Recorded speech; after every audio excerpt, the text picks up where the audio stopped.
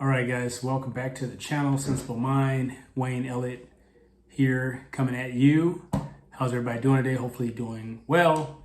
New Year's coming up, so I hope that you have made your plans and for the new year. And I sure have gotten started, and I got some goals that I have set out here. Talk a couple of talking points here. Just introduce myself. I'm a real estate investor and went to school for architecture, did an MBA finance. So I like real estate development. So on this channel, I'm going to be talking about real estate and personal finance. So that's the main two things: how to build a small portfolio, how to become a landlord, how to collect rent, how to do Section 8, tax credits, things of that nature. So started a long time ago, actually over 20 years. I just kind of got back into the game. Of course, a lot of people took a hit during the recession back in 2009. I was one of those people, but I didn't get hurt too bad. I actually owned a couple of properties back then. And a short story, I had some friends who had purchased condos. And at that time, in Chicago here, condos were very trendy. A lot of people were buying the condos. And I was always against condos because I thought, well, you're in a building and you have other people living in the building, and it's very similar to living in an apartment. Of course, the amenities might be better, some upgrades or finishes, nicer neighborhood, things like that. But conceptually, lacked some privacy, because you're next door to your neighbor. And there's some benefits, of course, being downtown, being close to public transportation, things of that nature. But I always like the feel of a single family home and having a yard, maybe a garage. And I like to tinker on houses so I could put things in there. And that's what I like about owning a house. So I had some friends that had condos. It seemed like all of them eventually ended up giving them back or selling them and going back to an apartment or either trying to get a house. And so to me, the only person that wins in a condo is the condo developer, right? Because you have those HOA fees and you have no control over HOA fees either. So because of that HOA, you can't do what you want to do in the apartment, right? You might want to paint the walls a different color, change out some hardware, things of that nature. It's always a challenge, and if you want to do some work in it, they make you get permits. You got to have licensed people to do little basic things.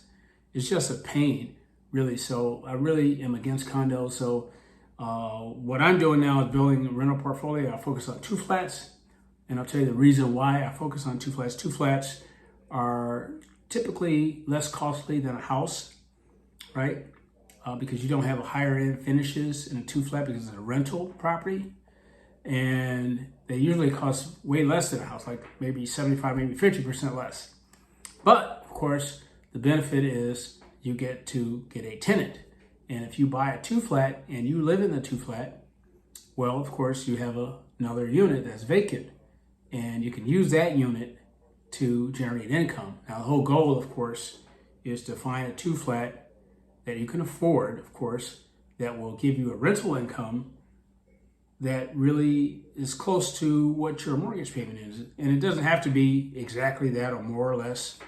It just has to be something that will help you to reduce your living expense. So a lot of people are struggling right now with the higher costs of housing. And this is one solution if you never thought of it. And now is really a good time to do it. Even though rates are higher, you can still get a decent property at a decent price as long as you don't get a property that costs too much where the interest rate is really going to make you have a higher payment. So you can find these places now. You may not find them near where you live, but they may be a little farther out, a little farther from the city. Typically you'll find lower priced properties, right? So you can find a 2 flat for maybe $150,000, $200,000. And that's about the price of a house, maybe a little bit less depending on where you live. However, you have an extra unit that you can rent to someone for them to live in. So you live in one of the units, you rent the other one out. A lot of people call them duplexes. We call them 2 flats here in Chicago.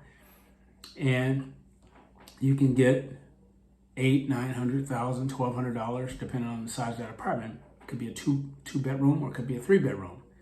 And then you take that money, of course, and apply it towards your mortgage. Now your mortgage is going to be close to that, a little bit more, but it won't be double that, right? So that means that you're going to save substantially on your housing costs because now you have a tenant that's going to help you. And this is really the way to get started. Now, I started with a 4-unit, but you don't have to start with a 4-unit. You could start with a 2-unit, which is better because it's going to cost less, right?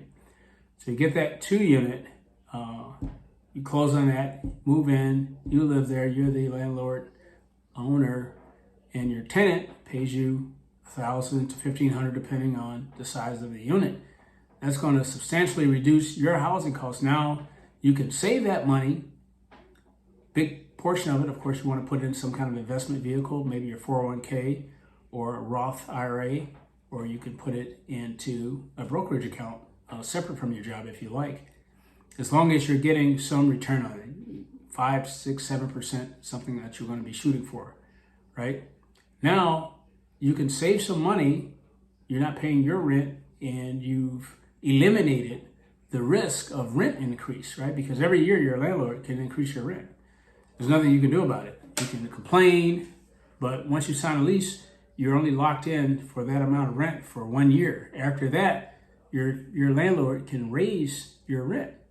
So that's going to make a big difference for you if you can save that money. So if you like the content so far, great, subscribe. I'm going to be talking about more ways to increase your income, of course, and primarily investing in real estate to increase your income. And we'll be doing a lot more of those videos. And I'll look for your comments and suggestions on different topics that you might have around real estate that I can help you for beginners. Now, I think I have a lot to offer folks in this particular climate right now where it seems like people are struggling paying rent and paying bills and keeping up with everything. So see you next time. Welcome back to Sensible Mind. And thanks for you 5 subscribers that I have right now. And I will see you on the next one. Thanks, bye.